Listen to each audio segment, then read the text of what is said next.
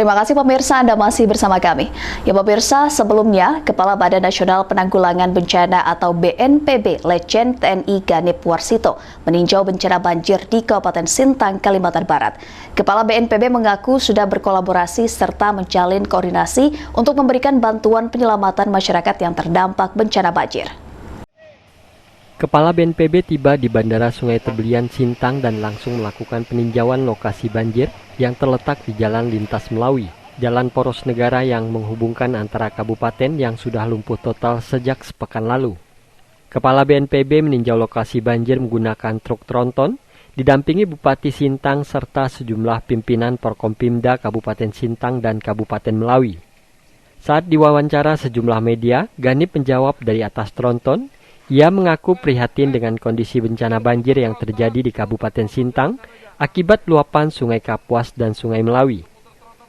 Penyelamatan dari masyarakat yang terdampak dan pemenuhan kebutuhan dari masyarakat, terutama kelompok-kelompok rentan, ibu-ibu hamil, orang tua, lansia, anak-anak, ini yang terpenting. Pak, status kemudian bencana bisa naik ke nasional enggak, Pak? Ya? Status bencana bisa naik ke nasional? Oh tidak.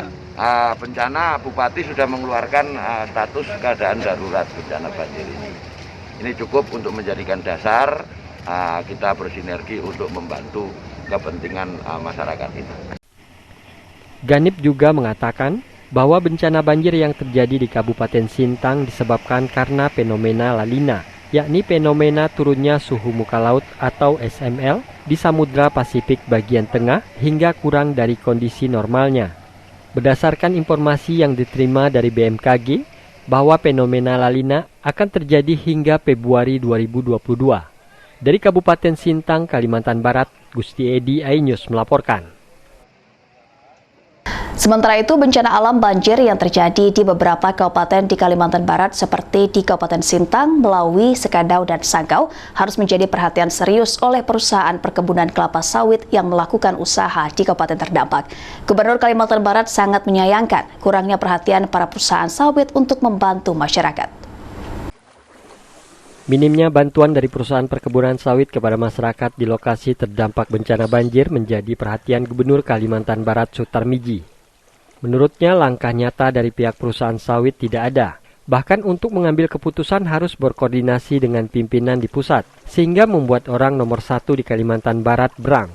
Saat ini masyarakat terdampak bencana banjir sangat membutuhkan bantuan, belum lagi bantuan sosial yang hingga saat ini belum satu pun dari perusahaan sawit yang memberikan kepada para korban. Lalu yang saya kesal itu, yang kedua bilang, mohon maaf Pak, perkebunan kami tidak berada di tempat banjir. Kan nggak benar itu. Nah, yang kedua lagi ngomong, yang ketiga ngomong, Pak kami harus koordinasi dulu dengan pimpinan. Padahal udah gitu, kita itu yang bisa ngambil keputusan. Nah lalu karena ini saya bilang udah, saya bebaskan siapa aja mau bicara sekarang, silakan. Semuanya diam. Ya udah saya suruh pulang aja kalau udah diam semua kan. Apa gunanya? Ya. Harusnya kita sudah tahu, kita bicara tentang banjir. CSR mereka kan ada. Nah kalau misalnya Pak kami akan salurkan di wilayah tempat perkebunan kami ada. Kan enak-enak itu kan. Pak kami ini kan enak kita. Ini enggak harus tanya pimpinan lagi. Pimpinan ngapain kau datang di sini kan? Itu enggak benar ya. Kemudian mereka bukan yang terdampak, dan belum lagi satu, kenapa tidak koordinasi dengan ini aja dulu Pak? Anda tidak sanksi nggak sih Pak? Nanti atau langkah dari pemerintah provinsi mengatasi hal tersebut Pak? Kita lihat aja nanti apa yang saya lakukan. Ya. Sutarmiji menegaskan akan memberikan sanksi kepada perusahaan sawit mereka jika tidak ada bantuan sosial kepada masyarakat yang terdampak bencana banjir.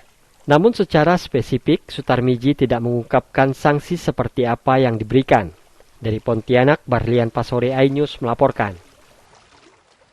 Peringatan Hari Pahlawan 10 November di tengah pandemi COVID-19 dilaksanakan pemerintah Provinsi Kalimantan Barat dengan menggelar upacara di halaman kantor Gubernur Kalbar. Dalam momentum ini, Sutarmiji mengajak momentum Hari Pahlawan dijadikan sebagai semangat bersama untuk membantu meringankan saudara-saudara kita yang terdampak bencana banjir di sejumlah kabupaten. Peringatan Hari Pahlawan yang jatuh pada tanggal 10 November harus dimaknai sebagai semangat untuk membantu korban bencana alam banjir yang menerjang di sejumlah kabupaten yang ada di Kalimantan Barat.